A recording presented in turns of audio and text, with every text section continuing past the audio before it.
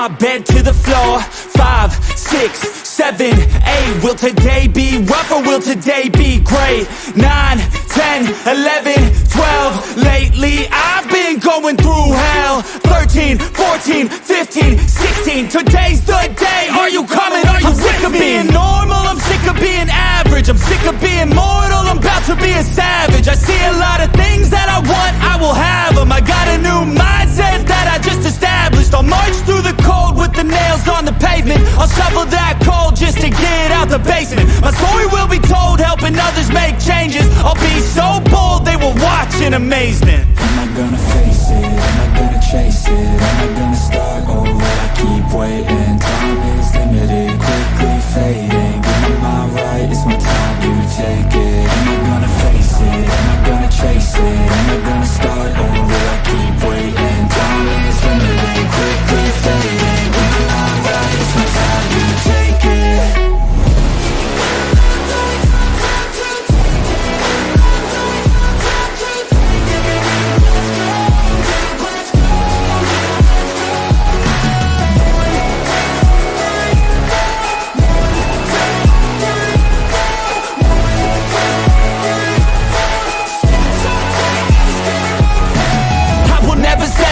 Foot up on the pedal, pushing hard to the metal. Make a deal with the devil. Channel rage through my vessel into something that is special. Energy of a rebel, going up a level. I just wanna be greatness. I could feel changes, turn a new page and tie up my laces. I will be the bravest, break out of my cages. I will not be nameless, I will not be aimless. Am I gonna chase it? Am I gonna start or will I keep waiting? Time is limited, quickly fading. Get my mind right, it's my time to take it. Am I gonna face it? Am I gonna chase it? Am I gonna start or will I keep waiting? Time is limited, quickly fading. Get my mind right, it's my time to take it.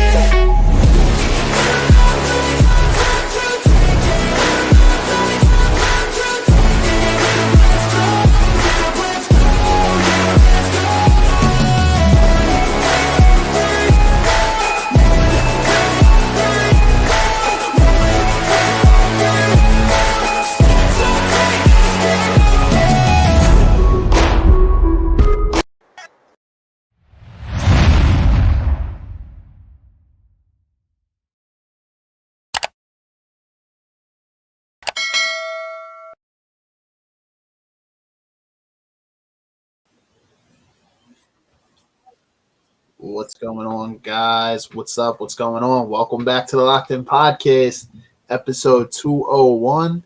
Rich, Zach, what's up, guys? Thanks for joining in. Hey, what's going on? Another football. What's up, bro? Perfect timing, man. Just right on time. So here we are. This is like the final series. We've been kind of talking football throughout the playoffs, and here kind of comes the commencement here with the Super Bowl this weekend. So we're going to be talking some Philadelphia Eagles, some Kansas City Chiefs. I guess we'll talk some score predictions, break down some keys to victory. I think on both ends, I think that's fair. On both sides, even though, we're Eagles fans here, but should be a good show. And then, I don't know, I have some possible bet props maybe at the end that I'll talk about, if we have some time there. But I'm excited for this one. Guys, if you're watching on YouTube and you're not subscribed before we hop into it, make sure you hit the subscribe button, hit that notification button, notifications on, because we release content every single week related to either personal development or sports. You don't want to miss it if that's the type of content you like. If you're watching on Facebook and you're not, I'm assuming you're already part of the group if you're on Facebook, but hit that like button. It helps us out a lot. And guys, comment in the stream if you want to join the discussion. Love to put your comments up and have a discussion with you guys. Let us know what your score predictions are. Let us know what you think, who you guys rooting for here. We'll just hop into it. All right. Super Bowl 59, Chiefs, Eagles. Eagles getting a second chance at the two-time defending champs here. It's going to be an interesting matchup. I was just before this, I don't really usually care what a lot of the other experts say, but they had the NFL released a bunch of experts who were picking for the game, and 21 of them picked the Chiefs to win. 7 of them picked the Eagles. So, so it seems like, of course, that's how you kind of expect it, to go. And the line has not shifted at all. I'm kind of surprised by that. It hasn't shifted at all since it opened. It's still 1.5. It could change going into the weekend, maybe a little, but it's a 1.5 point line. I'm curious, what your guys' thoughts are on that. But for me, I think that's kind of fair. The Chiefs are the defending champs. You're going to have to beat the champs to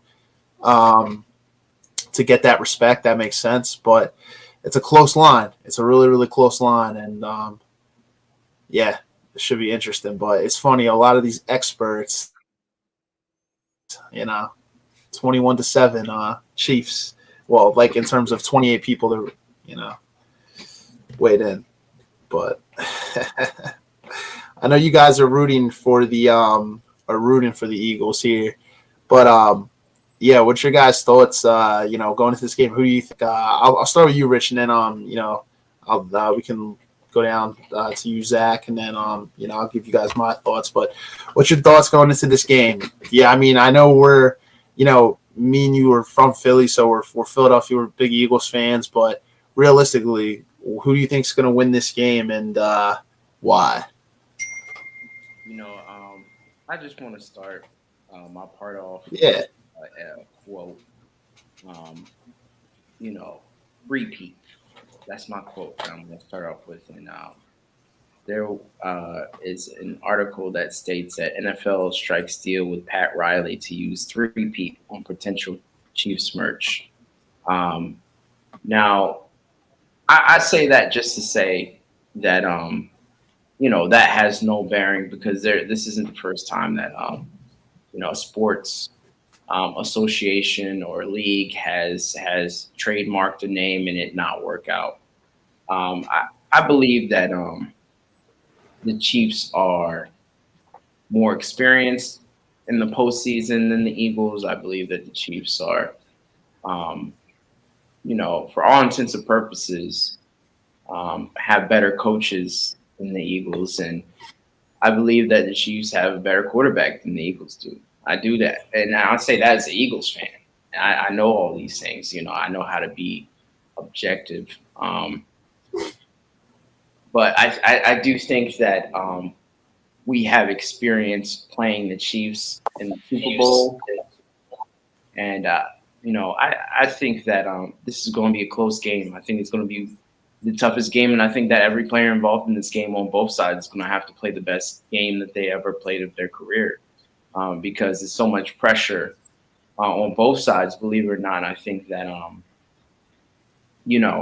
there's pressure on Mahomes' side to be and do something that Tom Brady, who he's always compared to, has never done. And then there's pressure on our side, of course, from our city to bring that second one home, that one that got away from us, that was very winnable.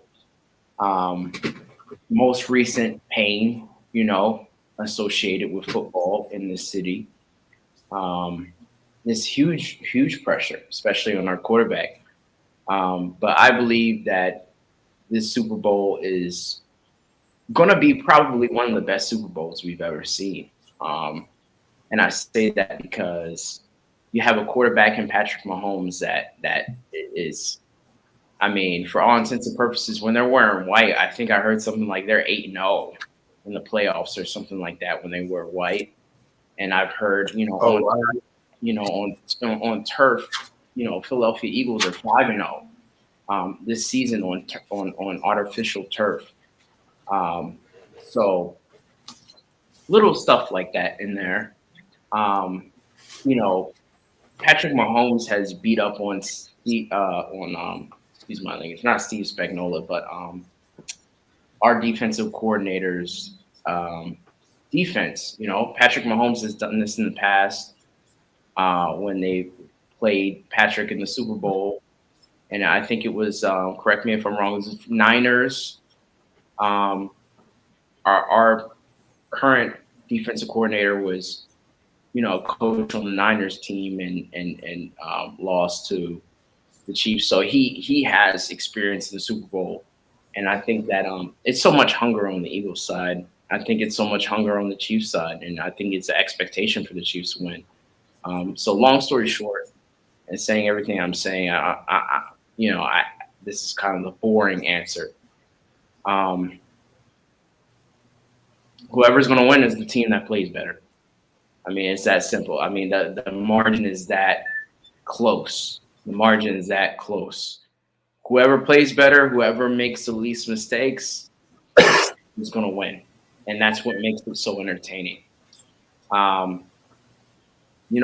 we have people, and there's some credibility, there's some viability to saying the refs this, make a factor, but the referees haven't done their job yet, so we don't know if they're going to be a factor or not. I'm willing to be one of those people who are willing to give them the chance. This is a group that's experienced, so we got to see. I mean, Trump's coming to the game. He's a Chiefs lover. We got multiple celebrities on both sides, a lot of income associated with this game, right? And I think no matter who wins, I think the NFL wins. No matter who wins the Super Bowl, I think the NFL wins. So the NFL, I think, my opinion. This is just my opinion. I think NFL, this is the one Super Bowl where they're willing to be indifferent. I actually do think that NFL has heard a lot of the Chiefs banter and a lot of the, to the point where Roger Goodell has come to the defense of the league and has said that we're not going to ref in favor of the Kansas City Chiefs. This is unfounded. Head of NFL referees has done the same. So I expect it to be a straight down the middle called game.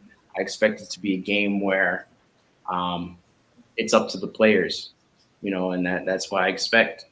And so we'll see if that's the case. But my prediction is 50-50, man, straight down the middle. That's my prediction, 50-50 straight down the middle. And I'm hoping and praying the Eagles. We got Saquon. The Eagles fan in me wants to say 51-49 Eagles because of Saquon. The Chiefs have never faced a running back this year like Saquon. The Chiefs have never faced an offensive line like the Eagles. And, then, of course, we haven't faced the Chiefs this year. We don't know who the Chiefs are this year. And that's the scary part is they don't know who we are. We don't know who they are. We can come and beat you in different ways. They can beat us in different ways. So it's we have the best defense that we've had in a long time. Arguably, the Chiefs have had the best defense that they've had in a long time. So, I mean, 50-50, man. That's where I'm at. Good point, man. Yeah.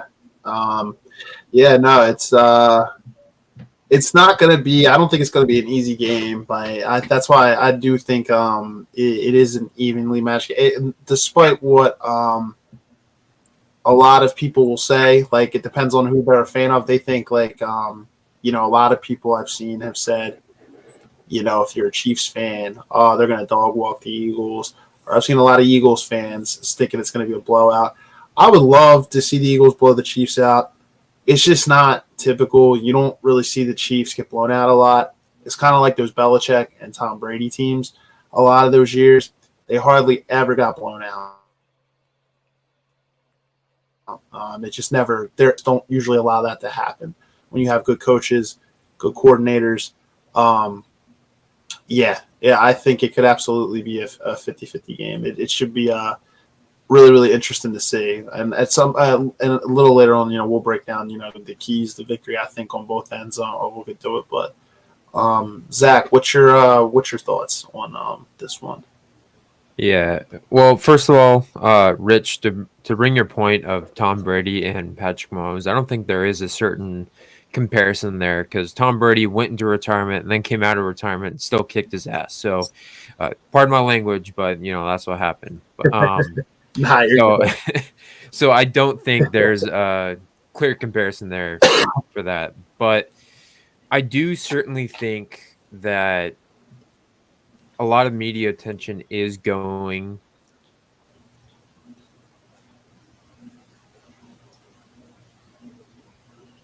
the Eagles are just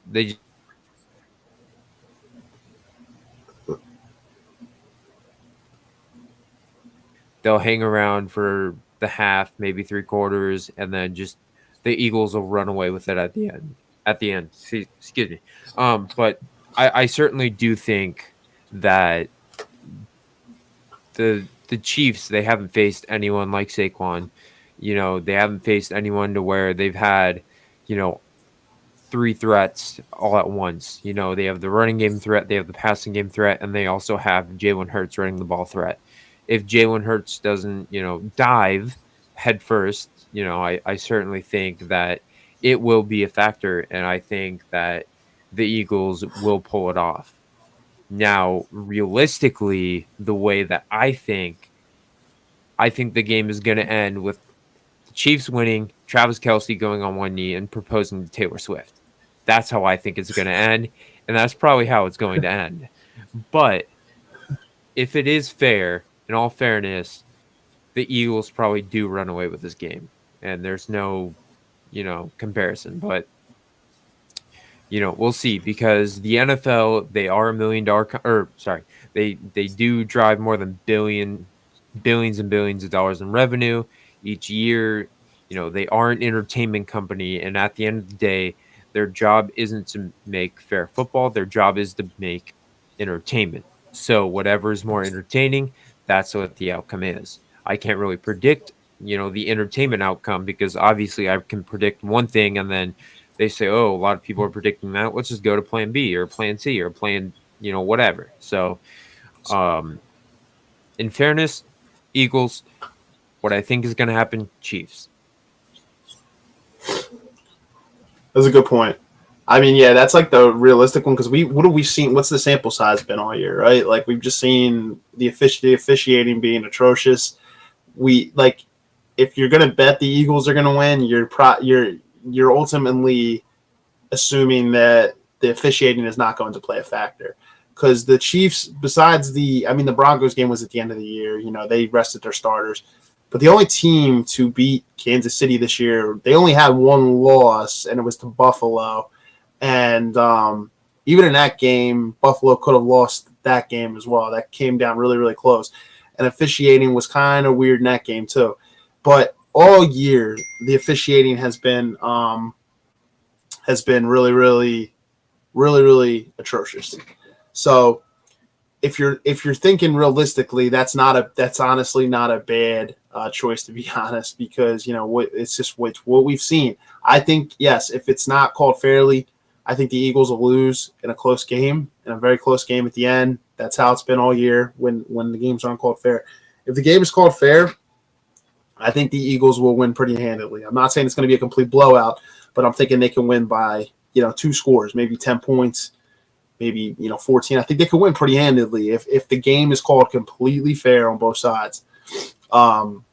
Even 2 years ago in the Super Bowl, the game wasn't called too crazy until the very end. That the call at the end, if the game's close, that's the thing too. If they are letting things go early, like in the beginning of the game, the Eagles have to take a somewhat commanding lead, because you can't allow it to get close at the end of the game, because even if they're calling it fair all game, you just don't know what's going to happen in a close game at the end, Kansas City. But the script just kind of lines up that way, Zach. It just seems like, okay, Taylor Swift is going to come out and celebrate with Travis. He's going to get on one knee and propose. That's what a lot of people have been saying all year before they even got there. Yeah. And don't forget Kendrick saying "Not Like Us" like 1 million times. Oh, yeah. Kendrick Lamar. But it should be a fun game, and you're right. It's an entertainment company. While they have an entertaining matchup here, so they get that. But I don't know. We'll see what happens. But the NFL has made a lot of their money already with these promotions and stuff. The potential three-peat. It would be interesting to see if they pull the rug out from under Kansas City at the end here, because they've made all their money. It's the potential three-peat. And if Kansas City loses, they already made a lot of money off it. But you know, do the Taylor Swift fans, the Swifties, play a factor to this too, because they drive a lot of revenue to the NFL. That's a big thing. So if they lose, what happens? They're gonna get mad and boycott or whatever. So maybe the NFL fears that. I don't know, but they do drive a lot of revenue. Taylor Swift has brought a lot of revenue to the NFL since she started dating Travis Kelce. Yeah, well, I mean, So it's interesting. Interestingly enough, there's a lot of people already boycotting the Super Bowl. So that would really be interesting to see, like, oh, maybe those people shouldn't boycott, but Taylor Swift fans boycott, and then it'd be interesting. It'd be a really interesting dynamic to see everyone just what would happen if they actually do call it fair, because people are, I know, well, at least with the East Coast, or not East Coast, West Coast, like, we got Chargers, 49ers, like all these people, they're just boycotting it because they don't want to see either team. But we'll see. I heard it's a lot of people in the West Coast, man, that are siding with the Eagles, though, the ones that are watching it anyways. Oh, yeah. No one, I mean, I'm talking even Niners fans. Niners are bitter NFC rivals, 49ers fans. And I just hear, man, everyone's kind of tired of the same story over and over again every year. So, I mean, how many times are we going to see Taylor Swift in the Super Bowl and the big box? And, man, I'm sick of the main question being, is she bringing Ice Spice or not? I want to see. I want to, I just want to see the game, and want NFL to get back to full football, And I will say this is why I'm happy Tom Brady is in the booth. I'm actually very happy that Tom Brady is going to be in the booth. He's going to see two teams that he's played in the Super Bowl before, and I think that's going to be a very entertaining and underrated element to this particular Super Bowl. I don't think any time in history has a commentator who was a captain or a quarterback on a team on the commentary of two teams that he's played, who still have players on the team that he has played against in the Super Bowl, that being Brandon Graham. And obviously, Tom Brady and Patrick Mahomes have played each other in the Super Bowl. So it's a little element there that we're that is kind of underrated that I'm very excited about. Yeah. Yeah, no, that should be that's actually a really interesting element. All like referee stuff, like and like officiating aside and everything like that. I think, like just going off like the basis of the game, I think that the Eagles are better than Kansas City in every aspect except for, I would say, maybe three positions. I would say, obviously, the quarterback. I would say, like you said, the coach. The coach. I would say I would go with Andy Reid, and then even here, even though he's obviously not a bad tight end by any means, I would go Travis Kelce over Dallas Goedert too. But in the trenches, I think the Eagles have the better O-line. Definitely best O-line in the league. I think the Eagles do have the overall better D-line, but I will say the best interior lineman, and as good as Jalen Carter is, I'd say Chris Jones is probably top tier. He's probably the best defensive lineman between the two teams. But I would say overall, I'd say the Eagles have the better D-line. Secondary, the Eagles secondary has been better all this year. And obviously Trent McDuffie is an all-pro corner. He's really, really good on their end. Linebacking core, I think Bolton's a linebacker. I think he is. Nick Bolton's a linebacker for them. He's really, really good.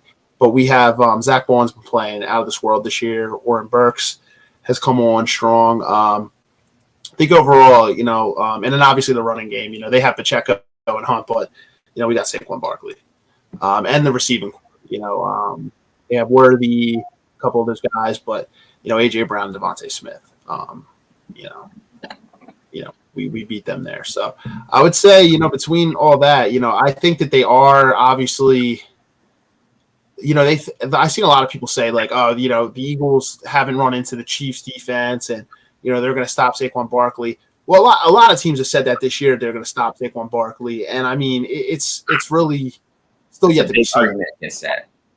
Yeah, the only team that like if you want to call it stopped him, who got like 80 yards, he can get 100, was Pittsburgh, and even then Jalen Hurts threw for over 300. You know, he showed up where he needed to. So I am really confident that if they do stop Saquon, which I don't think they'll stop him, maybe hinder him a little, maybe slow him down a little bit, but and even then, Jalen Hurts can step up and make the plays he needs to. I do think it really comes down to not turning the ball over. We've been really good all playoffs long of not turning that football over. We haven't turned it over once. We got to do it one more time, because if we turn it over, we saw last Super Bowl, that was the deciding factor. It was a fumble for 6, and Game. we really could have won that Super Bowl. Yeah, it was literally game. We can't, especially no pick sixes or fumbles for touchdowns, but ideally don't turn the ball over at all. You don't want that. If obviously it's never good when especially if you're just, even if you're going blow for blow with like turnovers, like if you lose the turnover battle, most of the time you don't win the game. So you gotta take care of the football. If your reads aren't there, if it's not there, you gotta get rid of it. You can't be taking Jalen.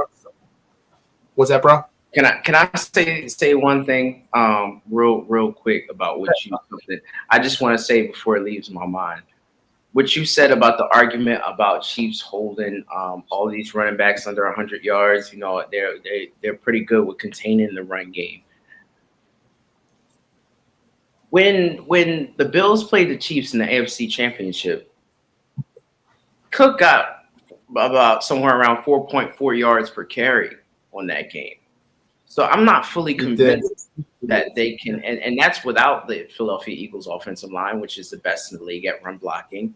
And that's without having, would you take Cook or Barkley? It's not even an argument, It's not even an argument, man. So it's that's one element I would say we have an advantage that I can clear as day see we have an advantage at, looking at the last Super Bowl, let's look at what Miles Sanders. Kenny Gainwell had more running yards than Miles Sanders, and that's all I was going to throw in there. That last Super Bowl where Eagles played the Chiefs, because that fumble was the difference. 100%, I agree with that. Fumble was the game right there. But also a big element of what cost us the game was the lack of run game, and they were able to control the tempo and the possession because they had Pacheco running the ball very well. And if we had something similar, I think we could have pulled that game out. Absolutely. I was going to say, it was kind of weird that Sanders didn't really get as many touches. But then when I went back and looked at that game, very early on, he nearly fumbled a couple times. There were a couple times where he lost the football. One of them, it went out of bounds.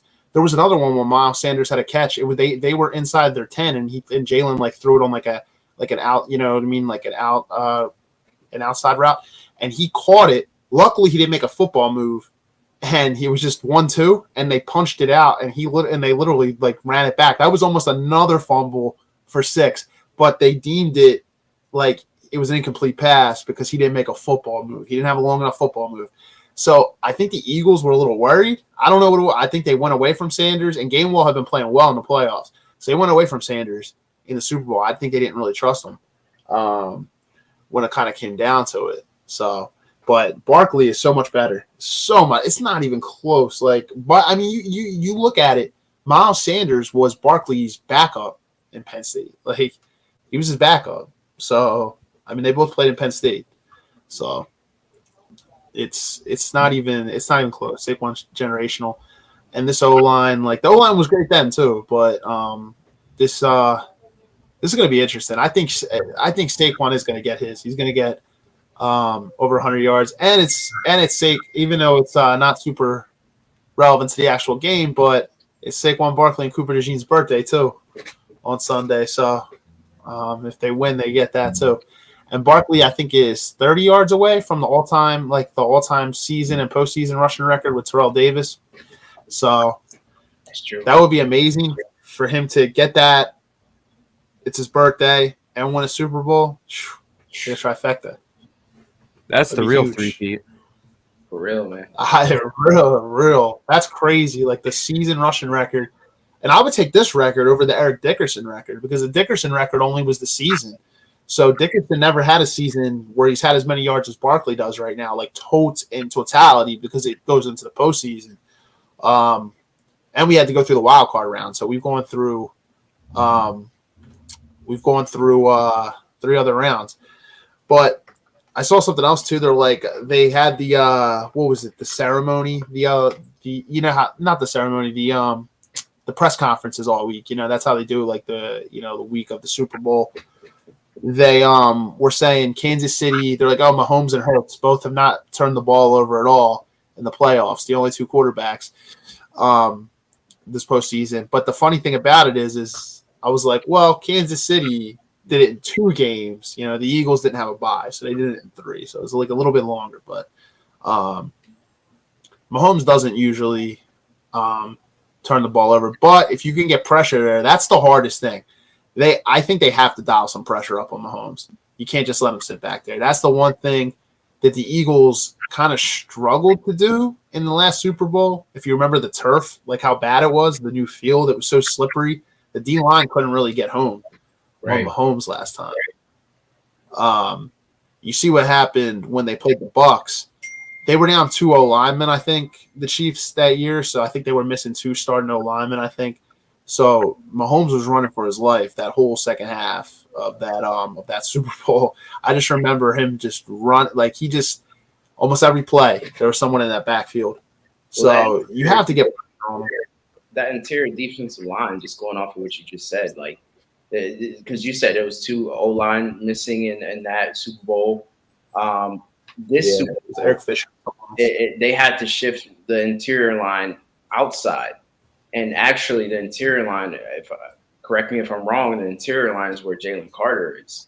So, and then you got Brandon Graham coming back out there. So I have full faith. The way that Brandon Graham was playing earlier in the season before his injury, man, and this is going to be his last game of his career. I expect nothing less for him to get through that line. Brandon Graham. I mean, Graham has came out and said this week, this is the last game of my career. So I just feel like, I feel like this line can get penetration with 4 men with the changes on the Chiefs' offensive line and maybe some occasional disguised blitzes in there. You always want to throw some extra things in there just to throw the quarterback off. Maybe a spy, especially for Mahomes, you need a spy. But man, I just think that Mahomes is going to, try to do what he did last Super Bowl. I think that I don't think the Chiefs are going to change because why change a formula that's worked for them? They have a formula that works, and they've never really changed it too much. I mean, Andy Reid is going to study our team, and they're going to make the proper defensive adjustments to try to accommodate 2 defending Saquon Barkley. But then when the box is stacked, then what? Jalen Hurts can, and I think that his throwing ability is severely underestimated. And that's what happened in the NFC Championship game, is that's what happens when you say, I'm going to stack the box and I'm going to throw whatever I have at Hurts, and he gets the ball out on time, and that's what happened in the NFC Championship. That's why we put up 55.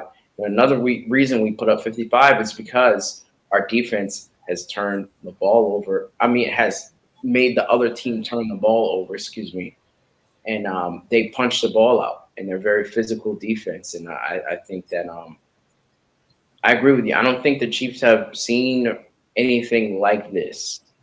But the reason why I say 50-50 is because the Chiefs are still the Chiefs. I have that much respect for this franchise. They are a powerhouse right now, and they have so much on there going for them outside of football, that it's hard to bet really against them. But for all intents and purposes, I see the Eagles having most of the advantages on the field, to be honest with you. Yeah. But it's a lot more that goes on in this game, as you guys know, than what's just on the field.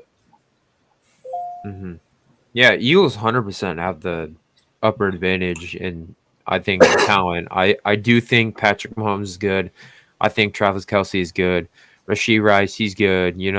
Like they're not a bad team. I just don't think they're as good as the Eagles. I think the Eagles outclass them in talent. That's just, you know, like I said earlier, they got a freaking three-headed dragon on their offense. They got, oh, you plug up Saquon, okay, Jalen Hurts can run an option play with him, or he can just toss it over to AJ Brown and first down. Like, he's got a bunch of different weapons on that offense. So, but yeah.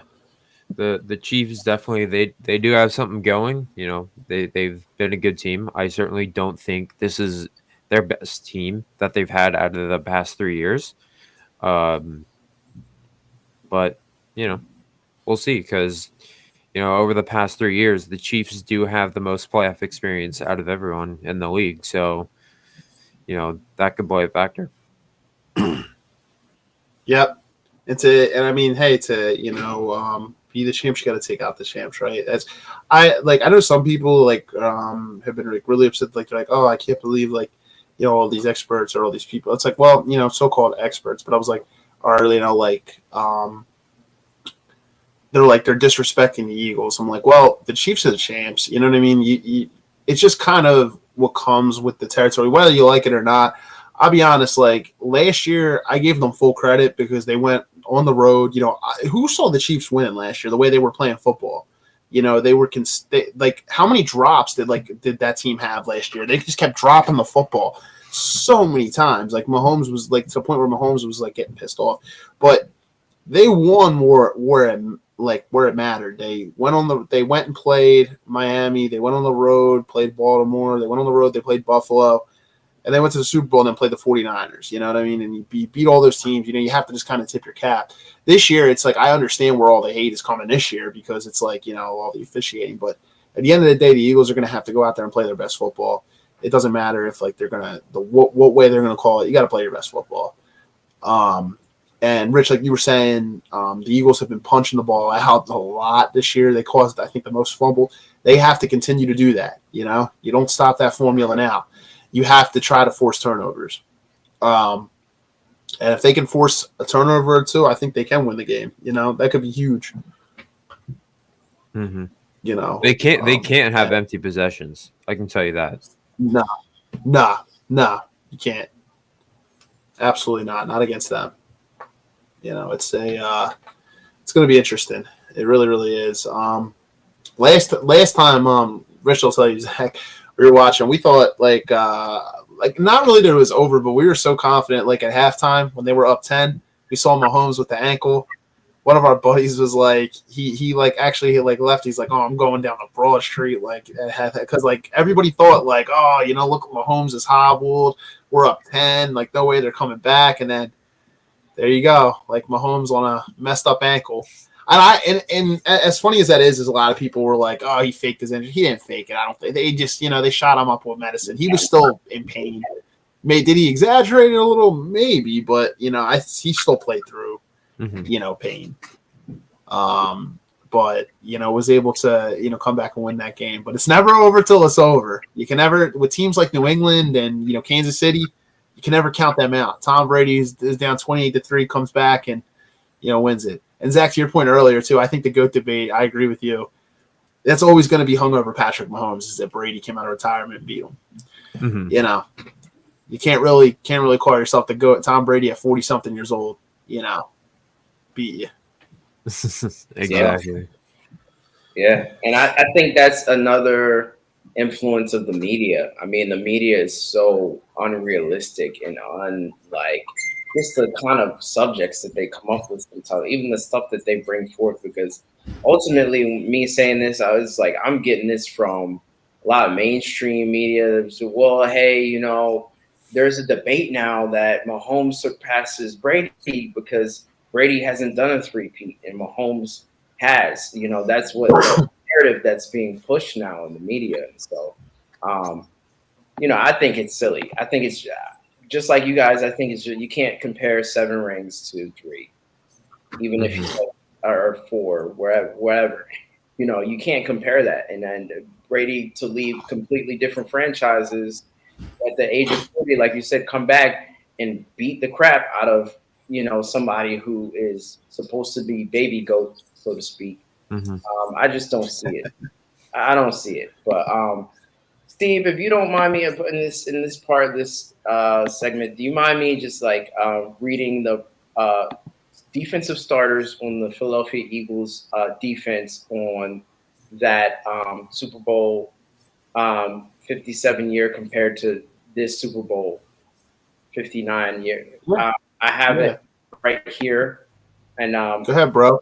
If you want to share your screen too, you can too. But if you have it on your phone, no, don't worry about it. Like just you can share the screen. It's just at the bottom. It's at the center. Give me 1 second. Chrome tab. Bam. Here we go, guys. All right. Can everybody see that? Can everybody see that? Not yet. Not yet. Here we go. Oh, there it is. Cool. Can you see it? Yeah. Yep. All right. We're all zoomed in, guys. So this is the Super Bowl 57 versus Super Bowl 59. Starting Eagles defense, Josh Sweat, D-line right there. Okay. Same. Javon Hargrave, D-line. Jalen Carter. Fletcher Cox has Jordan Davis in his place. Linval Joseph, which you can correct me if I'm wrong, but I think he was a complete non-factor in that Super Bowl. You can correct me if I'm wrong. Nolan Smith, Hassan Reddick, also another non-factor somewhat. I think he may have gotten one hit on Mahomes. I don't think he got a sack. I was surprised Joseph was listed as a starter. I thought he was kind of like the Dominican Sue. They were kind of like the backup. Maybe he was. I remember they brought Sue and Joseph in that year on like 1-year deals. Yeah. Did they both come out of retirement? Didn't they both come out of retirement to play for the Eagles? That's correct. Yeah. Yeah. Yeah, they both did. And we have T.J. Edwards, taking first and foremost, taking Hassan Reddick's place, Zach Vaughn. So that's a big one in my book. And with T.J. Edwards, Warren Burks, so Darius Slay, obviously. Now, this is the big one for me. For me, in my book, this is the big one. James Bradbury and Quinyon Mitchell. I think that is the biggest. Our first-round draft pick in this year. I would say, yeah. And I would say Cooper DeJean and Avonte Maddox. That's a big one, too. 100%, especially with Avonte Maddox's injury history. It's not something you want to depend on in a Super Bowl game. So, CJ DJ. Another big one for me, Marcus Epps and Reed Blankenship. I do 100% think that Reed Blankenship is better than Marcus Epps. So that was the condition of our defense in that Super Bowl. That defense by no means was actually bad. I would just say, the secondary were better, and then the outside linebacker position, Hassan Reddick was obviously, not outside linebacker, the defensive edge position. Hassan Reddick was a beast that year, absolute monster. But Nolan Smith, he's coming into his own in the playoffs. He's been fantastic. I'm curious to see if Nolan Smith can have an impact in this game. I really, really am, because he's been lights out in the playoffs since he's come on. So I'm really curious to see about that. And then at the linebacker position, T.J. Edwards was really good. T.J. Edwards was great. I would kind of wish we would have kept him, but Zach Bowen has been on another level this year. Zach Bowen, I would give the edge there. And then I'll say this: Jalen Carter is an absolute a menace. But I will say Javon Hargrave was also playing lights out that year. He was an absolute beast. I would actually say I'd go Hargrave was the second best defensive lineman that year, next to Reddick. I'd say Reddick was, on the edge, was a beast, but Hargrave, interior-wise, was a monster. But the secondary, Rich, like you said, Coop and Q, like in that secondary, big difference over James Bradbury and Avonte Maddox. That's night and day. I would probably actually say the D line might have been a little better as a whole 2 years ago, but we might have the best player on the D line now in Jalen Carter. So you know what I mean? Like, but as a whole, you know, we were strong. And then also, what else it didn't list? Run stoppers on our defense this year than Jordan Davis. Yeah, Jordan Davis, that's a big one because Jordan Davis was a rookie then, right? He didn't really play. I don't think he played hardly at all. Yeah, so he wasn't really playing. And then what else doesn't list is because he's not a starter. He's he's a backup. But he's going to be coming in to get time. Obviously, Brandon Graham played in that one. He's going to be playing in this one. So, and I think Brandon Graham really is. I think that could be an X factor. I think Brandon Graham really is going to give absolutely everything he has in this game. Yes. This is his final game. Yes. He's going to give everything. I'm curious. Can you imagine he makes a play on Mahomes just like he did on Brady to ice the game or something? I'm like, oh, if that happens, I was like, maybe the NFL is scripted the other way.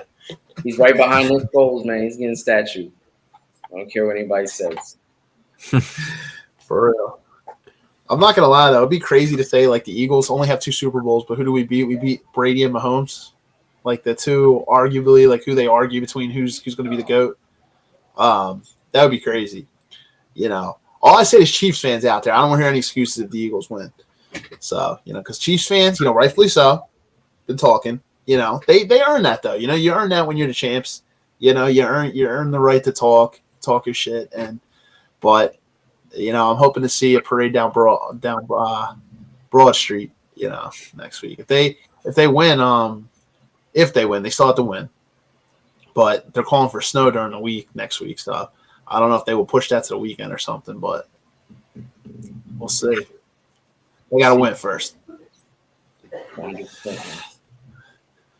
Yeah, this line's close for a reason. It's 1.5, and I went back and looked at the line when the Eagles played the Chiefs 2 years ago. The line was 4.5 points, Chiefs, for that game. So this line is super close compared to that one. It's 1.5. It's almost dead even. So that tells you something. Yeah, man. I have a good feeling. Even though they're the champ. Like Zach said, if there's no interference or no weird stuff going on, I actually have a pretty good feeling. And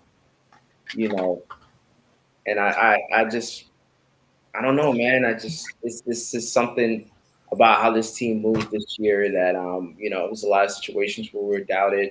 And I love these situations where the media is coming in, they're talking, oh, well, it's just like almost like the Chiefs are being hyped up and they're just being built up. And that's the situations that people don't understand that Philadelphia Eagles thrive in, is when the other team is just like, oh, man, well, hey, Hurts, do you ever think about Super Bowl 57? How do you feel? I remember one picture stays with me of day one of media day for the Super Bowl, walking in the hallway and looking up, at the TV, and it just happens to show the play where he fumbled in Super Bowl 57. And he just kind of looked at it and he was like, all right, fuck it. I'm going to have to show them. It's just, that is really what gets Jalen Hurts in his groove, is when it's just like everybody doubts him all at once. And it's like, oh, there's no way this dude, you got these guys on First Take, you got these guys on Speak, you got these, you got people, and I forgot the number one, but with Nick Wright and all those guys on there talking, it's like almost like it's like Nick Wright's out here saying, oh, Eagles have no chance. Eagles have no chance. And it's like, well, what, that sounds eerily familiar. That sounds really does. Yeah. I don't know about you, but I think, for me at least, the Chiefs remind me of just a wet noodle this year. They just don't seem strong. Like they were snappy last year. Like, don't get me wrong, they have good players, but this year it's like the team cohesion. It just seems like they're a mediocre team that have been given wins. That's my take on it. Yep. How it feels. You know what? And it seems like I don't know. Like I get this feeling too that like they're fat cats, right? You know, they've been at this point. You know, they're they've been to what? You know, they've won 3 Super Bowls in their last 4 or 5 years. You know, their chance to get a three-peat. They've been spoiled at this point. They're almost like fat cats. And then what do they call the Eagles here? You know, we're like hungry dogs here, like ready for this. Jalen Hurts that one time. He's like, I'm starving for this shit. Like it's the dog mentality because when you've won so much, it becomes tough. There's a reason that a three-peat has never happened. Like Brady and them didn't even do it. Like there's a reason, you know. The Chiefs, I will give them credit. They're all the way here, but also at what expense? At the expense of a lot of officiating that got them here. You know, I'm not saying they're not a good team, but I agree with you there, Zach. They feel kind of like a broken record, like a wet noodle this year. Like it's just, I don't know. They don't feel like Chiefs teams of the past at all. So as much as they have talent, it feels really, really weird. My guy Todd said on Facebook, he said, he had a YouTube comment too, said, time to silence the critics. Birds win by 10. Saquon and Cooper DeJean's birthday. Let's go. Let's go, Todd. Thanks for the comment, my brother. Marius also commented in here. Marius, what's up, brother? Said Chiefs have won 17 consecutive one-score games. Crazy. That is super crazy. Holy shit. That is wild. I bet all of those one-score games happen this year. Yeah. So I like Todd's prediction there by 10. They need to win by more than one score to get this win. Yeah, no, I think if it comes real close at the end, if it comes into like a field goal game, I just don't trust the officiating. And also, Jake Elliott, let's not forget, has struggled this year. You know, especially, you know, you're relying on him for a field goal to either tie the game or win the game. How much can you really trust him? The only thing I'll say is, for his benefit, he's playing in a dome. Doesn't have to worry about wind. He's playing in a dome. You know, I'll be honest. Buckner he's Harrison Buckner. He's like pretty automatic. You know, he doesn't really miss much. But when I rewatched some of the highlights from 2 years ago, he hadn't really missed much then either, and he had one go off the post, you know, and out. So crazy things can happen in the Super Bowl. But I'm just saying, if it comes down to a very close game, I worry about, you know, the officiating playing a factor. They call something, they do, you know. I remember, Rich, how pissed we were when we saw that holding call at the end. At that point, you knew it was over. As soon as they called that holding call in Super Bowl 2 years ago at the end on Bradbury, you know, and a lot of Chiefs fans, they went and said, well, Bradbury admitted to it. Well, what's he supposed to say? You know, I mean, he technically did hold a little bit at the beginning of the route, but it was not like he grabbed the arms and was like on top of the guy. I saw like Commanders fans arguing 2 weeks ago that Lattimore on somebody's or not even some people that were even Commanders fans. I actually knew some Saints fans that like Marshawn Lattimore because he played for the Saints, and they hate the Eagles, and they were saying I know a couple people they completely hate the Eagles, but they were saying, oh, that wasn't a hold, like he was mugging AJ Brown, or it was the play he was mugging Devontae Smith. Like that's an obvious hold. Now if Bradbury did that, like he mugged the guy, like I get it. I completely get it. But Steve, even on that catchable ball, Steve, it wasn't a catchable ball. Yeah. Go back and look. Yeah, but a lot of people, you know what the rule is though? That's only for pass interference though. It's not for holding. See how they get the technicality around it? I'm pretty sure that's correct. I mean, I'll look it up to make sure, but I'm pretty sure with holding, it doesn't even have to play a factor. Pass interference, yes, it has to be a catchable ball. You can't call pass interference if it's not catchable. But I think with holding, it's a little bit different.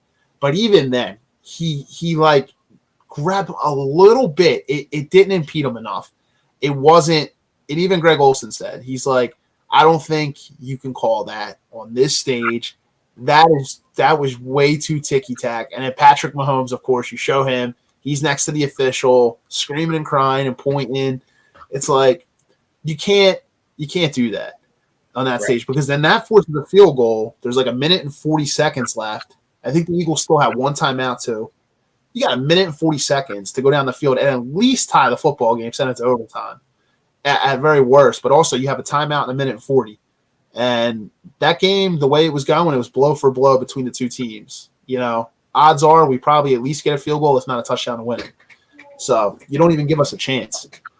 I mean, what did the Eagles have, like 8 seconds left after that holding call when they kicked the field goal? Like it was over. So that's the only thing I worry is close game.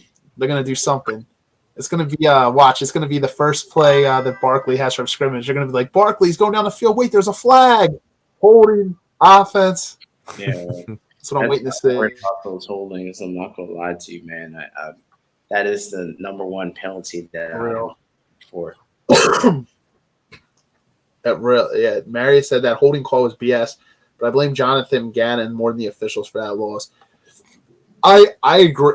The game shouldn't have, if it could, because if it wasn't for Gannon, you know, the game isn't that close anyway to the point where that even has to happen. But yeah, you probably both remember they got burnt on 2 plays where they ran it the same way. Like I don't know if you remember that. They had on the one, it was Kadarius Toney. He comes and he acts like he's going in, and then it's like to Slay. Slay gets caught up. He thinks he's going in, and he pops right back out to the outside. He's wide open. That's on the right side. And then on the next drive, they just did it again. I forget who it was that had the touchdown on the left side, but they did it again to Bradbury on the other side. Like Jonathan Gannon, whatever the scheme was, like that was horrible. Like they got the defense got exposed in 2 plays. Like it's crazy. As good as the defense had been, they got exposed on 2 plays, and that's where I trust Vic Fangio a lot more than Jonathan Gannon in these types of situations. I think they also said Mahomes is like 8-0 against Fangio too. Is that a statistic too? I think it is. 8-0 against Fangio. But they said for a lot of them, the quarterbacks on his team were Drew Lock. It was like they were breaking down like all the quarterbacks that were on the offensive side, like that he was working with. If you look at the technicalities and you look at the intricacies of the fine details, so to speak, of all those situations, you will realize that Fangio got dealt a shorter stick on the offensive side. Yeah. And on top of that, even defensively, they still played good defense. But, you know, no defense is going to win in a game where the offense can't keep the ball or can't keep possession, and is 3 and out.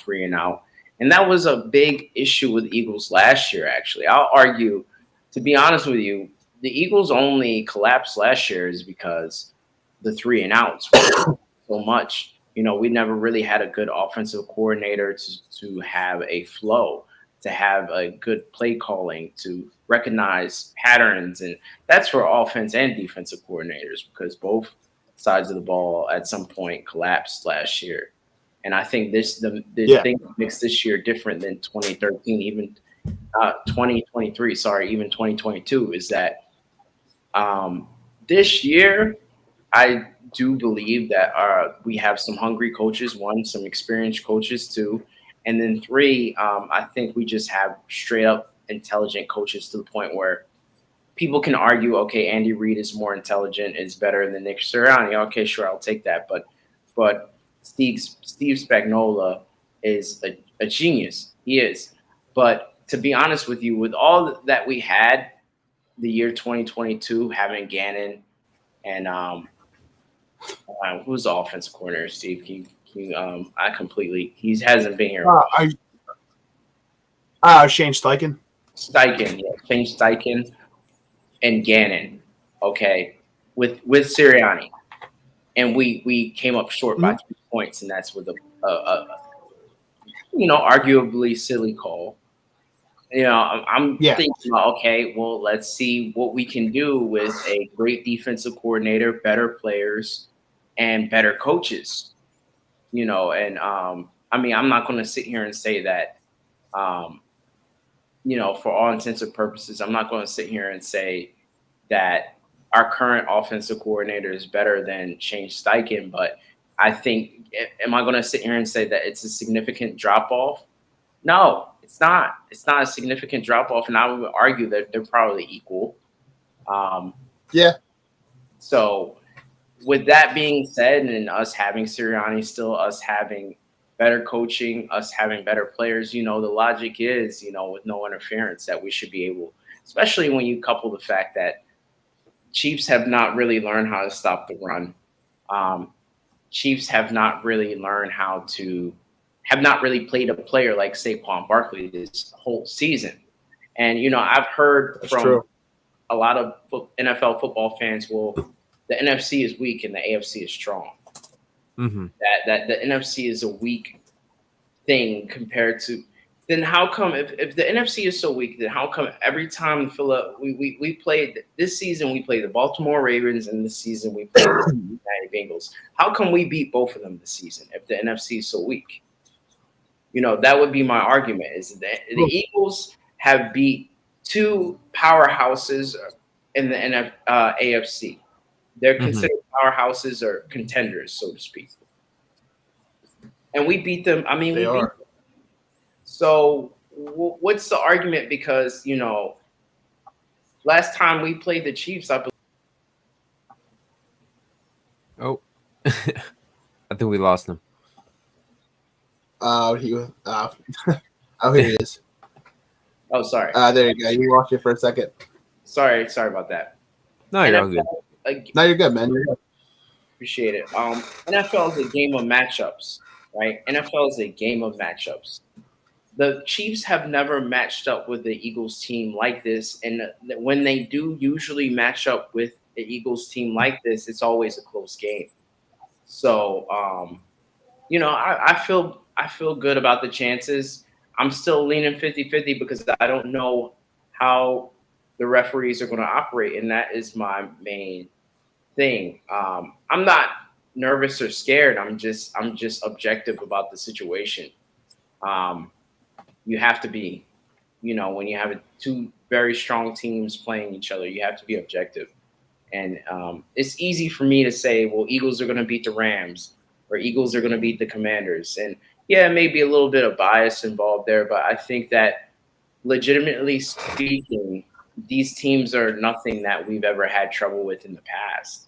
I think the only team that, kind of haunts us, and even ever since we've, won that Super Bowl against the Patriots, it takes a lot for me to be worried.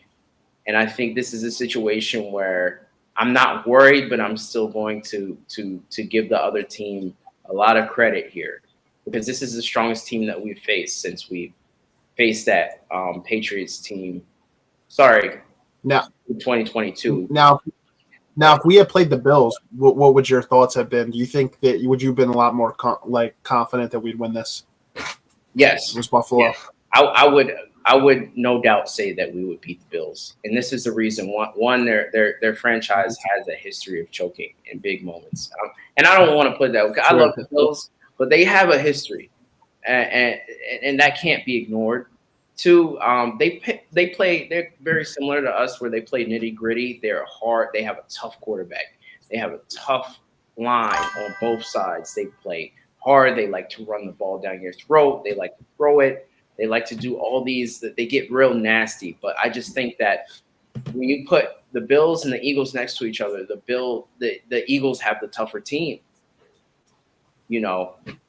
And Right. I see Marius saying Steve is 3-0 against Kellen Moore, but is he 3-0 against Kellen Moore with Saquon Barkley? This is the things. Is he 3-0 against Kellen Moore with this offensive line? This is the things that we're kind of ignoring. I mean, here's the thing. I'll say this though, with all these things aside, which is this is the funniest part though.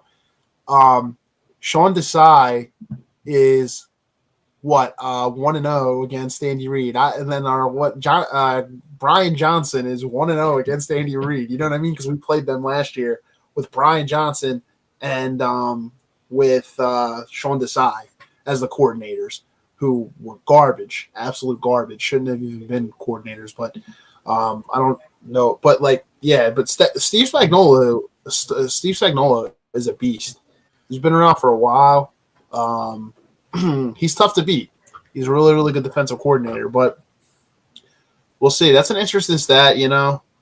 It'll be interesting to see. I was gonna say Rob and Thomas had also had some scores earlier, even though they can't make it. I was gonna put up. Let me see where they're. Yeah. To go on your sorry, it just left my mind for a second. But to go off to your argument of saying like, oh, AFC is better than NFC, NFC is better. I think the AFC has the better borderline talent. Like they're better midline in talent. But I do think the NFC does have really good teams in them. They're just not overall as good as the AFC. Because let's take the worst AFC team. Who was it? Was it I think it was the Raiders this year? The Browns, is it? Or No, No. I think it was Raiders. Raiders, they were like 3-14 or something. I think. I don't know, maybe Raiders or Browns. But if you put them against the worst NFC team, and that was the Giants, you really think the Giants would beat the Raiders or the Browns? I think, you know, I think the AFC would overall take the cake for that one. But to go to your point, though, there are good NFC teams. I do think the Eagles are a good team. You know, the Commanders, they're a pretty good team. You know, the Buccaneers are good. I think they have sporadically good teams. I just don't think overall baseline, I just don't think they're as competitive as the AFC. I think it's a different drop off, though. I would argue. I would argue both sides are talented. I think there's levels to the talent, and I think it's a bigger drop off in talent in the NFC than in the AFC. I think it's much more closer, and that's why it's perceived that AFC is the tougher conference, because I think the talent margin is closer and tighter knit than the NFC is just like even just look at our division. You have the Eagles, the Commanders, and then after that big drop off. And even, you know, Cowboys are there. We'll just drop off. Just looking at the standings, they have the Browns and the Titans were the worst. They're 3-14. The Raiders were 4-13 in the AFC, and then the Giants were 3-14. I do think the AFC probably does have the more talent. I actually agree with you there, Zach. Then also with you, Rich, I was saying the records wise were a lot closer in the NFC, just in terms of the second worst team in the NFC was 5-12, New Orleans. Same thing with Carolina. The Bears were all 5-12. Then the 6-11 Niners, 7-10 Cowboys, 8-9 Cardinals. The Giants are the worst at 3-14, but there's a lot of low win teams in the AFC. 3-14 Titans, 3-14 Browns, 4-13 Raiders, 4-13 Patriots, 4-13 Jaguars, 5-12 Jets, and then 11-10 is a big jump. 5-12 Jets up to the 8-9 Dolphins. So that was a 3. So, but in terms of record, they're close, but I do think the more talent, I think the better quarterback talent for sure is in the AFC. I think there's more talent there. Yeah, I mean, look in the AFC, you got Mahomes, you got Josh Allen, Lamar Jackson, even, you know, he still has to show a lot. Herbert, CJ Stroud. I don't know. I wouldn't really go there with it. That's tough for me because even in the NFC, you have Jared Goff, you have Matthew Stafford, you have, even now, Daniels, like you have Baker Mayfield. You know. I mean, you have so much talent in the NFC quarterback. In my opinion, I don't see guys like CJ. Joe Burrow too in the NFC. Joe Burrow too. That's another one. But I don't see guys like Justin Herbert the same way that probably you guys see him as, because he hasn't done anything in the playoffs. No. You know what I mean? Like, you got to win a playoff game or two before. Even Dak has won a playoff game or two, and I don't see Dak that in a good light whatsoever. Some of the in-season records, I think, belong to NFC quarterbacks, if I'm not mistaken. Like some of the throwing records, obviously the rushing records belong to NFC. So all of the big records that are in the NFL belong to a lot of NFC teams right now. And I mean, you can fact check me if I'm wrong, but I know that. No, yeah. I believe you. I was gonna say, I don't know who like the all time passing leader is, but yeah, I'm pretty sure. Yeah, there's a lot of records, and you might be right on the NFC side.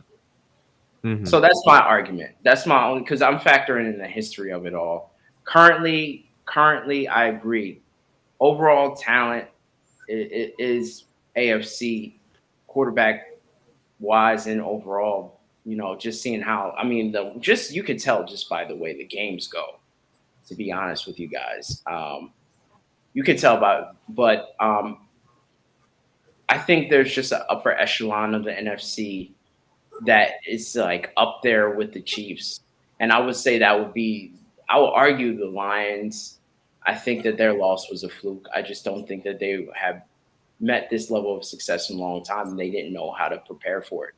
But the Lions, I think, are up there now. I think that the Eagles are up there. I think that the 49ers are up there. I think that obviously Chiefs. I even think your Broncos, Zach, are working their way. I mean, they beat the Chiefs. I think your Broncos are working their way up. I think that there's a lot of AFC teams, the Houston Texans, that are working their way up. Obviously, the Baltimore Ravens, the Buffalo Bills, they're working their way up. So, it's a tier. It's definitely a tier, and there is more AFC teams on that tier right now. But the way that I think in my mind, I'm factoring history, I'm factoring personal records, I'm factoring individual player stats with all that stuff. So maybe that's why I felt like the NFC is like up there as well. I think it's pretty equal across the board, in my opinion, when you factor in the stats and things, and then compare it to the current talent, and the AFC is better. And it just to me, it kind of evens out. We'll see though, man. I mean, the AFC has been winning Super Bowls. Let's be honest. AFC has been winning more Super Bowls. So I'm hoping let's see we throw a point in the pot and we can get back up there to where we can kind of get more respect as a conference in the NFL, because there was the argument that when we went to the Super Bowl and Super Bowl 57 that it was the easiest path through the Super Bowl for a team. Eagles had the easiest path ever. I don't know if you remember that, Steve. Yeah, we did. Okay, I'm gonna retract what I said just a tiny bit and say right now the AFC probably has a little more talent than the NFC, but historically and overall, I would probably give it to the NFC. Yeah, that makes sense. They even the quarterback wise, I know quarterback is like the gold standard, right? When we look at you figure who do we have? You had Drew Brees, Brett Favre. I'll say though, the all-time passing leader, Tom Brady was AFC. Peyton Manning was in the AFC for both of them. With the Colts and with the Broncos. But yeah, there was all time it might still be NFC, but yeah, AFC is close. It's always I feel like you're right now though, Zach. Like the AFC is the more talented, but the NFC is kind of coming on a little bit. Like they're kind of coming up, especially with like Jaden Daniels on the rise. Like a lot, I just hear like the four quarterbacks, or these are four of the top 5 quarterbacks in football are all in the AFC. Lamar Jackson, Patrick Mahomes, Josh Allen, and Joe Burrow. So right there, those are. I think we got to add Bo Nix to that conversation. I'll be real here, because Bo Nix, he was not that far off of having the same stats as Patrick Mahomes. He's had I think one more interception, like 2 less touchdowns in him. So for a rookie quarterback in the NFL, that's pretty good. Yeah, Bo Nix and Jaden Daniels this year balled out for like rookies. Yeah, they've been super good. Amazing years. And even at the start of the year, Caleb Williams was doing all right. He wasn't doing too bad. He was. Yeah, they were winning until that whole Hail Mary thing happened with Washington. Like it was almost like, there was some somebody had said somewhere that after that loss that they weren't gonna win a game the rest of the year. And they almost didn't until that final game of the season against the Packers. They almost really didn't. He said, "Oh, when that something he was like a former player, and he's like, oh, when something like that happens, like that guy was talking trash to the fans and stuff, and like before the Hail Mary even happened, and then they lost that way." I was like, "Damn, he was nearly right." Mm-hmm. This is one interesting thing I just wanted to share real quick. To look out for. Our buddy Rob showed this earlier. There's an illness that's like, and this is forever football, so I consider relatively reputable. It says Eagles, defensive tackle Jalen Carter dealing with an illness that's been spreading throughout the team's locker room. Fangio is hopeful that Carter will play in Super Bowl 59. We're saying Chiefs sent the voodoo magic. Rich, this is what Rob was sent. This is what Rob sent over earlier. This is the whole thing. So we need Jalen Carter. He can't be sick. Apparently, it's spreading throughout the locker room. I'll be honest. Even myself was dealing with something this week. It's something's definitely going around. I mean, they were in New Orleans, but it's like, but I just think in general they could have picked something up before they left. Like hopefully he's good, because if Jalen Carter's not good to go, that's really problemsome for the Eagles. That'd be like Chris Jones not being able to go for Kansas City. They both are missing players. Yeah, but no, Chris Jones is still playing though. He'll be all right. I think it should be good for this. Be interesting. The score line's gonna be an interesting game. I think it's gonna be like a tight game. I think like we might probably get it like either like 37 to like 17 Eagles or 34 to 27. I think they're gonna come. Who do you think's winning, George? And if you're realistic too, like who do you think's winning? I think the Eagles got it, to be honest. But realistically, I think the Eagles this year, it's like their year. We're gonna go all the way. I believe. I just feel like we could do this year. Like I said, we already played them before, even though the teams are a little different because we lost Kelsey and other guys as well, and stuff like that. But even the Chiefs, they're a little weaker this year than last year. So I feel like we're gonna do a better job than we did last time. And don't forget, 2 years ago they played a really strategic game. They won it because they ran the clock well. Remember, like towards the end, it's kind of got a little bit like almost like a stall man, type of game. But they won it though. They were able to to score on us, and they kind of played the clock right. Mahomes had a pretty good game. It's not like the Eagles didn't do good 2 years ago. It's just that, like, we let it slip by, basically. You know what I mean? And we're a much stronger team. So realistically, I feel like the Eagles are gonna win, but it's gonna be a little bit like back and forth. Though. I mean, we need to like blitz a little bit. It's definitely gonna be some mistakes on both sides because in that kind of pressure, bro. And we saw against the last game we had. We definitely could have done a little more, but we're solid. We're a solid team. If they all come there in the right mentality, bro, we have a lot to win for too, a lot to play for. So given to what's going on in Philly, you know what I mean? But then again, we can never count the Chiefs out. So I do think Philadelphia will win. I think we're going to win the Super Bowl. And I think the scoreline, I don't want to really say it, but I feel like it's going to be like something like around like either like maybe like 27 to like 17 or like we can even hit like 34-27. It might be like a close one. Like I said, don't think, the Chiefs are not going to come to win. They are going to get a touchdown for sure. I feel like, even though we have a good defense, they're good at getting it, in there and all that. And like playing their game, but we had some good plays in the last few games, man. We played kind of decent, bro. If you could keep up, man, one less game separates us from the Super Bowl, from the win. So, yeah, I'm gonna say the Eagles. If I wasn't sure last year, 2 years ago, I would have doubted the Eagles. This year, I won't doubt them, just because I think like we showed a lot of continuity and a lot of consistency, and we grew a lot, bro. Too, I mean, we have Barkley too, so. But like I said, I'm not sleeping, so I don't want to talk too much about winning or not. I just know we're gonna have a hell of a game. I mean, that's just what I'm saying. And then when we win. That's how it goes. No, it's good points. Nan Mar commented in and said, "Hey, George." I know what that is. A friend of mine. I know she is. Cool. What's up, Nate? Cool. Some comments said, "Nah, yeah, good points. Yeah, we think like we're kind of leaning like Rich's pick. So you're picking the Eagles to win, George." Rich was like kind of 50-50. We obviously want the Eagles to win, think the Eagles can win. And I think like I'm kind of 50-50 too. Realistically, if they play a fair game, like I said, we'll win. But that's a big if. That's a big if they're gonna call a fair game. Yeah, I think we're matched. man. I think we're matched up well against them. Like just the matchup and coaching intelligence is not really it's a equal, if not better than what we had. Like obviously defense. I think our coach, Vic Fangio, is better than Jonathan Gannon by a lot. Like not even a little, by a lot. And I just think that I don't know, man. It's just the situations that have changed, or the quote unquote perceived drop off that we would have in between 2022 and now has all been plugged in a equal, if not better way than what it was in 2022. And it's really, like I said, about who makes less mistakes. It's really going to be a game time thing, man. On who's going to win this game is who makes the least mistakes.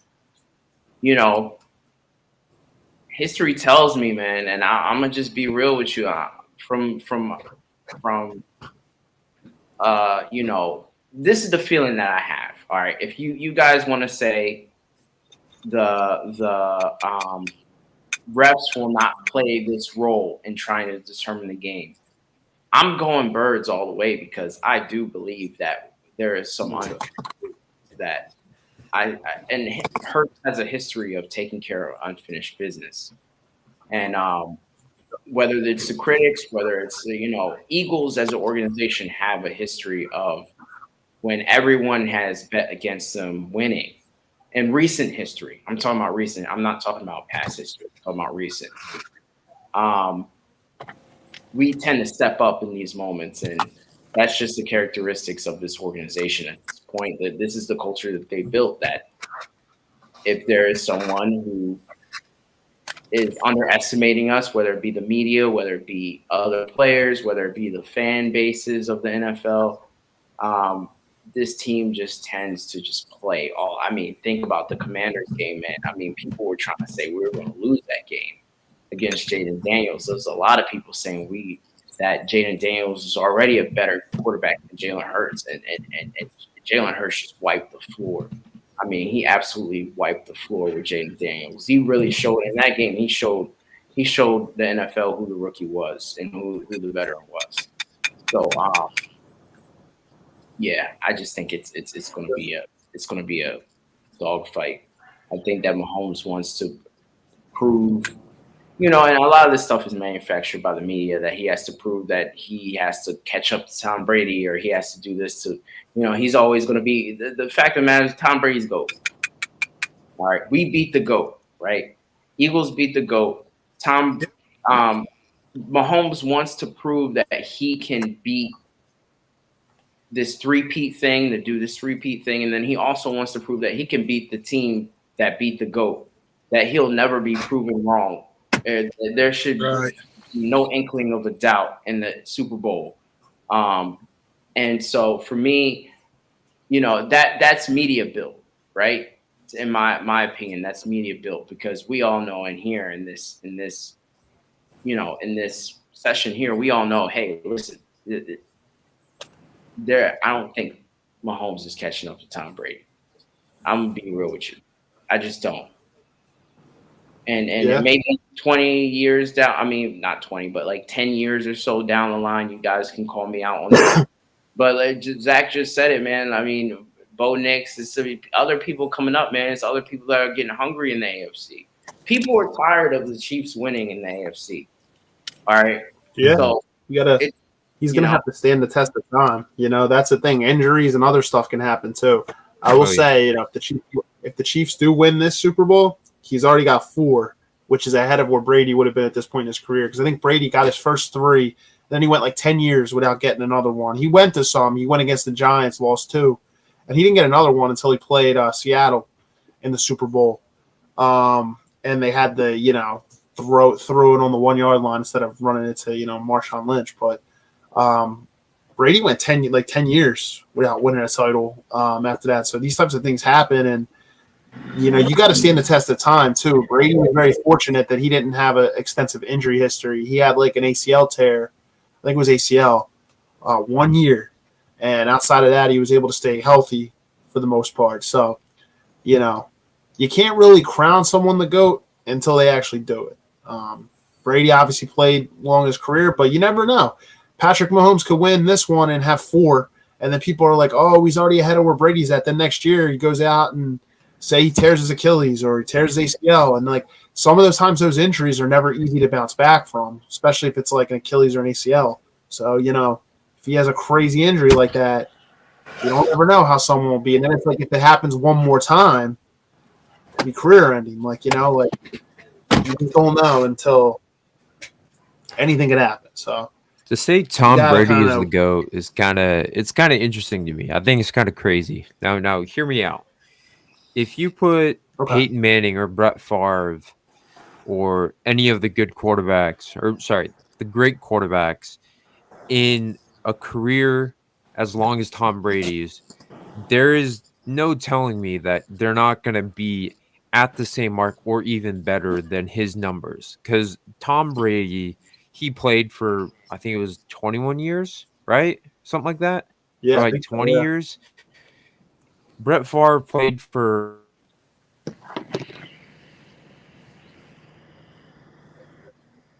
fairly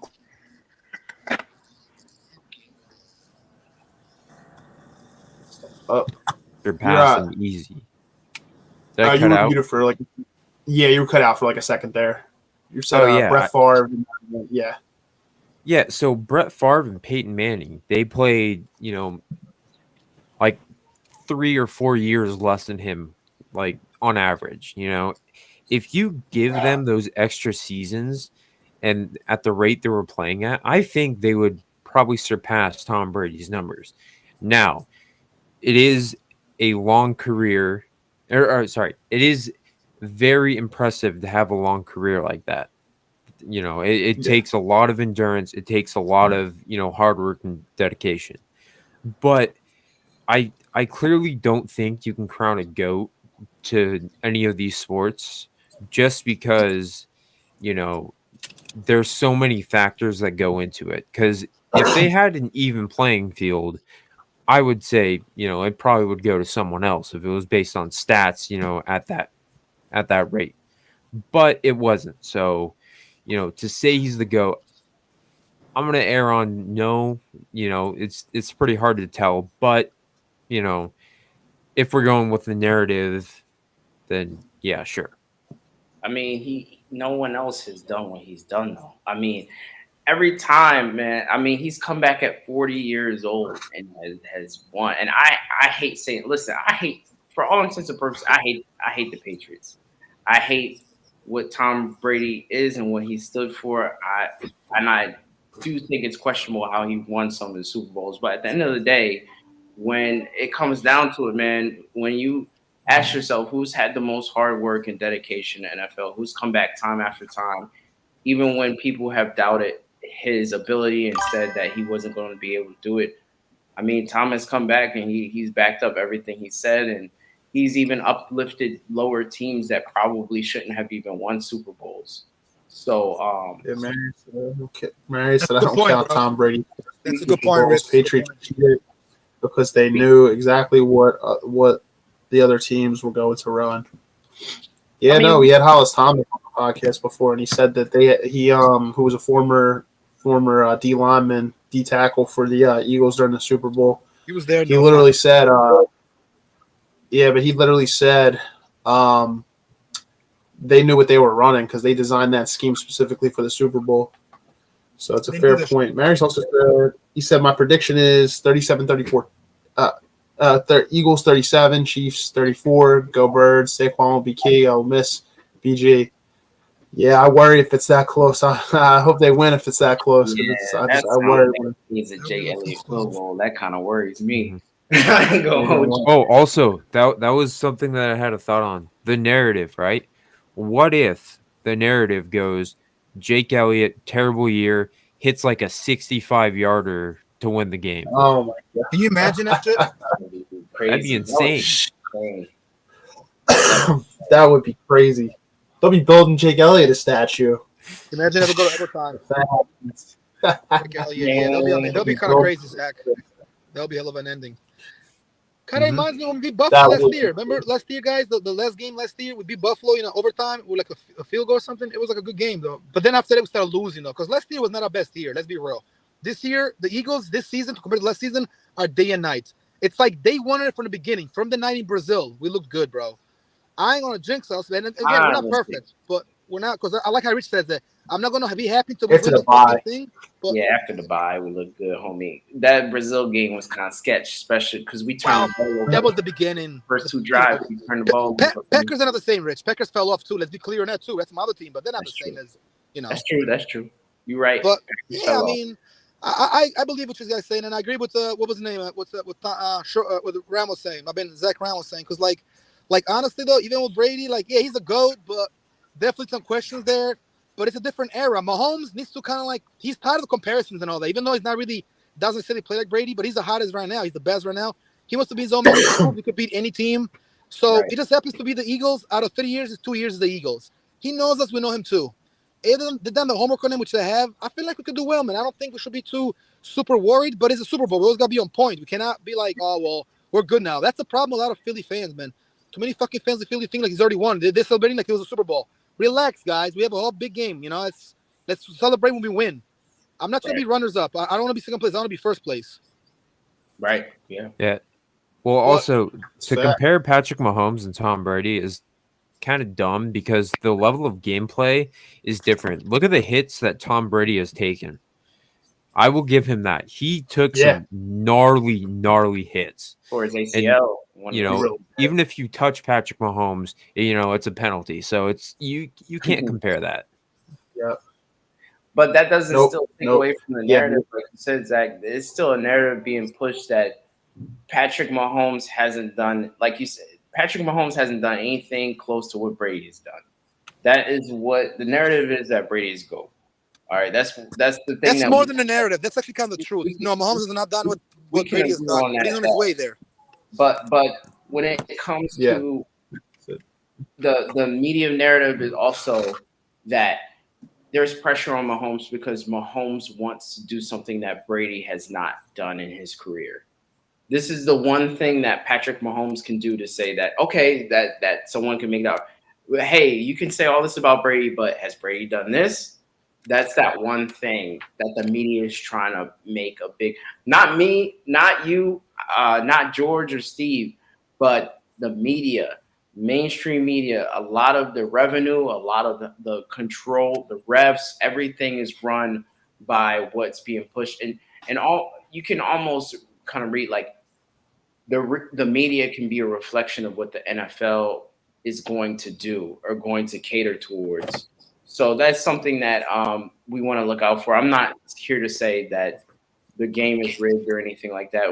What I'm basically saying is that there has been, however manufactured it is, there is a narrative or a pressure being put on Mahomes to do this. You have to win this game because this means this if you win this game. However fake or manufactured, we all know that Mahomes is not better than Brady.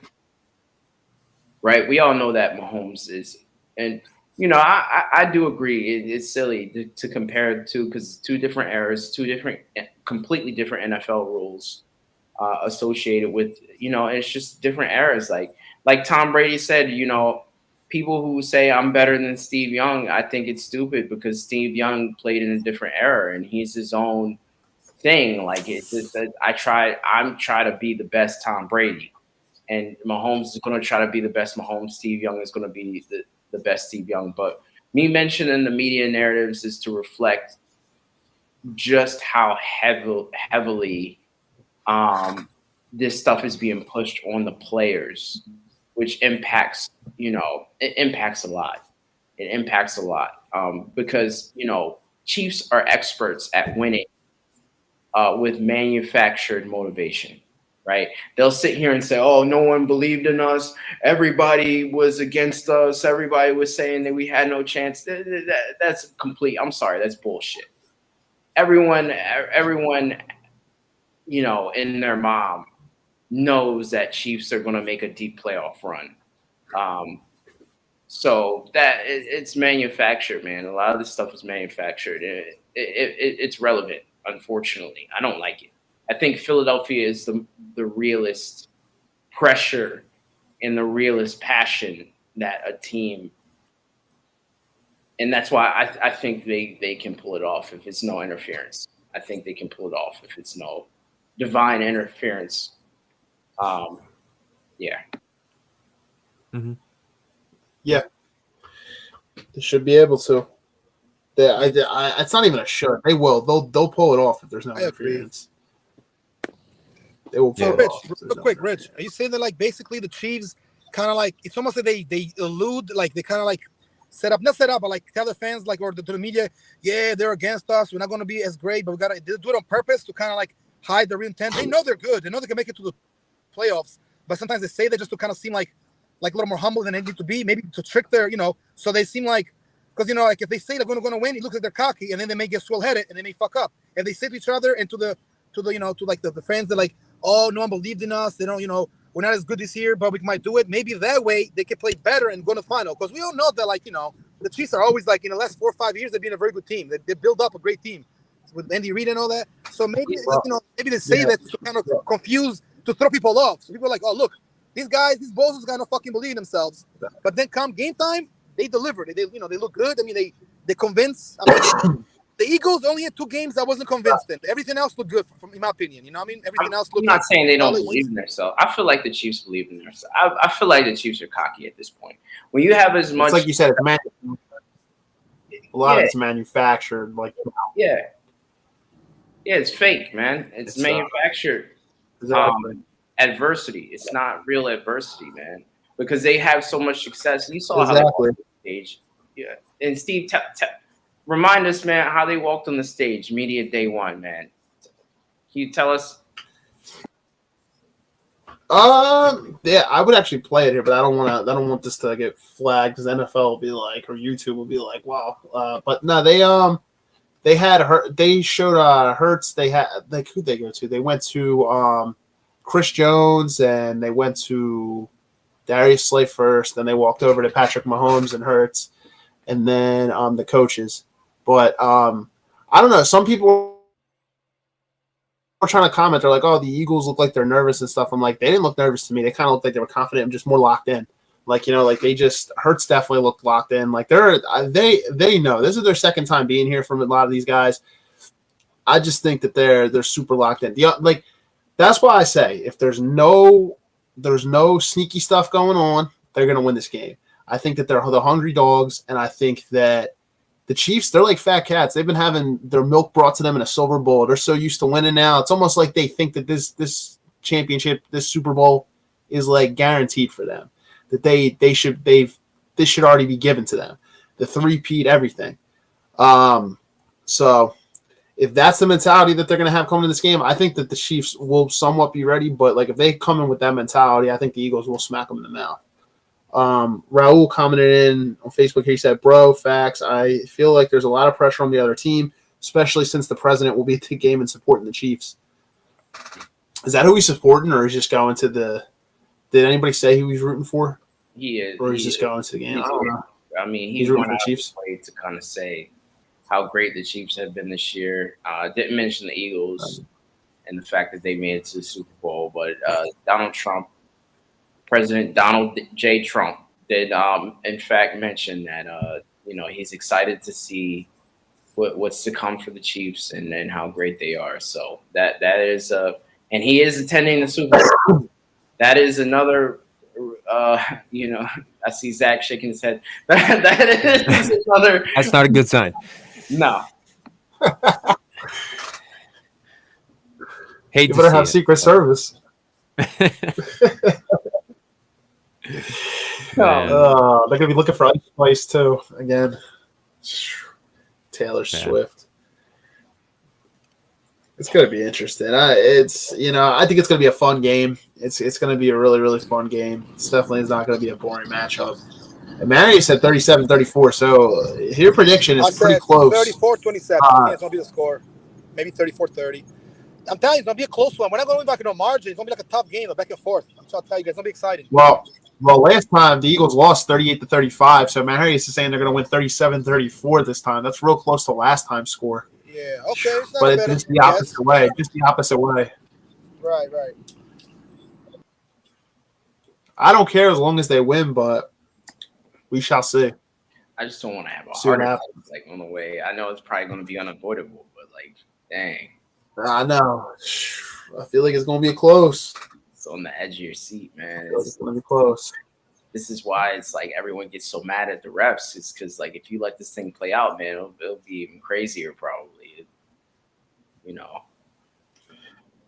Philly will be going nuts if they lose off some officiating call in this the Super Bowl. That's why they said even if the Eagles lose or win, Broad Street's still going to get torn up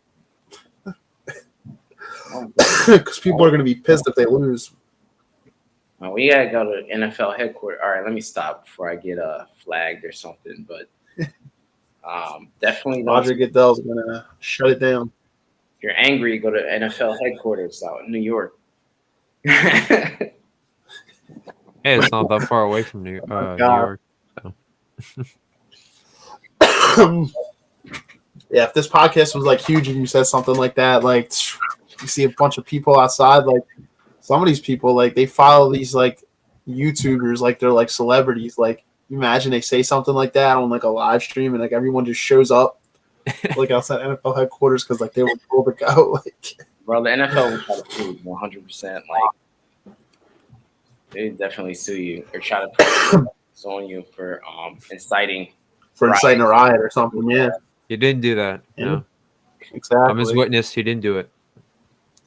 I appreciate that, Take man. the screen down. Come for it. Let's be real, Got man. your back. It's going to be a fun game no matter what. It's going to be a fun game. It's going to be a tough game. I agree. Mm-hmm. I agree. No matter what happens, I'll have to reach out to you after, Zach. We'll see what happens. But Yeah, we'll see. You'll have to come out this way one time, man. I will for sure. You know, I'm always, branching out, and the East Coast. Yeah. I love the cold, so the East Coast is like perfect for me. But none of my family likes the cold, so. And vice versa. We'll have to go out to the West Coast too one day. Go out there. I've actually never been to California. Never been there. Yeah, it's beautiful. Yeah. It's really beautiful. Yeah. Yeah, I see your stories, man. It does. It looks beautiful. And sometimes I'm not gonna lie, I'm jealous when it's like even cold here, when it's like 20 degrees or something, there, right? And like I see the views out there. Yeah. Cali is different, bro. Different vibe, And the time difference is cool. You can call here. It's 10 o'clock. Your folks are going to sleep. Over there, it's 7:30, 7 o'clock. You can go to watch people skateboard, smoke some weed. Oh, man. Yeah. Love Cali, bro. I don't know about living there. I mean, I probably would live there, but I still love my East Coast. But, Cali's good. I mean, it's pretty expensive. Yeah, very expensive. It is. I heard about this, too. Zach, what city are you from again, bro? Are you in San Fran? No, right? No, I'm from Southern California. I'm down in Laguna Beach. Laguna Beach. Okay, so you're not far from. I mean, are you far from LA and like LA County or? So without traffic, the drive to LA is about an hour and 15, like an hour. It's only 50 miles away, but with how terrible our roads and traffic system goes, it could be an hour and a half. It could be 3 hours. It could be 5 hours. You really have no say. Right. Yeah. I was when I went to San Diego, it was about 4 hours. Like from San Diego to LA, it was about 4 hours. It's bad Cali traffic, bumper to bumper. It was terrible, but it was cool. Oh, jeez, yeah. I went to Anaheim, went to Temecula. It was out there. It was Southern Cali. It's fun, Mm-hmm. I was gonna fight in Murrieta, but I ended up fighting in Valley Springs. Okay. Not far from San Diego. Like I actually fought out there. We fought outside. We had an outdoor fight. I never fought outdoor in my life. Like as far as MMA or some kind of combat sport, way different. Everybody was so friendly. The people were like, they're acting like I was a star, asking me for autographs and shit. I was like, oh shit, I'm in Cali. Yeah. I was like, the Hollywood way of life, Yeah, I like Cali. That's how Cali is, man.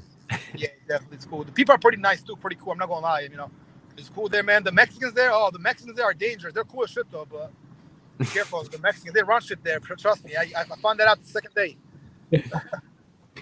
I'll take your word for it. Yeah. Yeah, I was gonna East Coast, say we'll have an Eagles jersey for you. We'll have it ready. Hey, as long as I can bring you a Broncos jersey, we'll be good. Yeah, it's all good. I don't mind. I There we like all go. teams. Do a jersey swap. I got no real Dual team, bro. jersey swap, yeah. I don't mind rocking that. I don't mind rocking Broncos. The great AFC Yeah. team, man. I hope Bo Nix, climbs up there, man. We need somebody to beat up on Mahomes in that division, man. Honestly, so I wish the best for Broncos. To be honest with you, man. I hope y'all win the division. To be honest with you, man. Yeah. I hope somebody else got to win that thing, man. So Yeah, it's either going to be us or Chargers. The Raiders, even with Pete Carroll, they're not going to do it.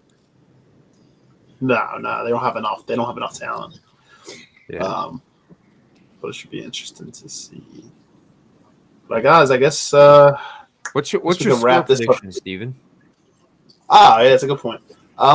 So if there's no like shady stuff going on, if there's interference and there's shady stuff, I'm gonna pick the Chiefs to win. I'll say like they win. I think it will be a decent. These are two good defenses. I'll say 27-24 Chiefs if there's interference. If not, I think the Eagles win.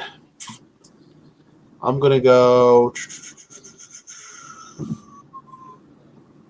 I'll say 38-28. I think they'll win by 10.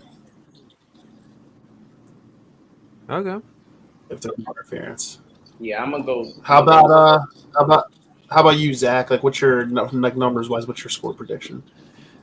My score prediction numbers wise is facing if there's interference and knowing how it's entertainment. I'm gonna go with the Eagles are gonna have like a 10-point lead, 24-10. Out of the third quarter, and the final score is going to be like 41-38 Chiefs. There's going to be a bunch of lead switches. It's going to be an absolutely insane ending. That's what I would think from a entertainment standpoint, from how the league looks. But if there's no interference, I'm going 34-10 Eagles. Wow. I think the Eagles will put them away Hey, Zach. pretty single-handedly. I like that. I like that. I like that one. They absolutely, I think, could if there's no interference. You're right. Like I just know in myself, if I say something like that, it won't come true. So I won't say anything like that for me. But I think the Eagles could dog walk them if there's no interference on that. Rich, what's your score prediction, Rich? I'm going interference. I'm going 30-27 Chiefs if it's no interference.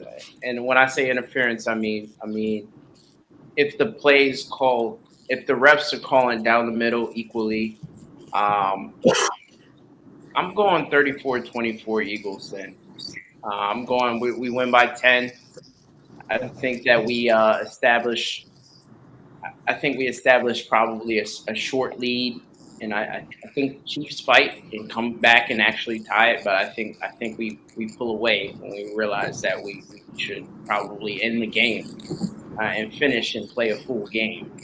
So that's without interference. So Eagles tend to let up.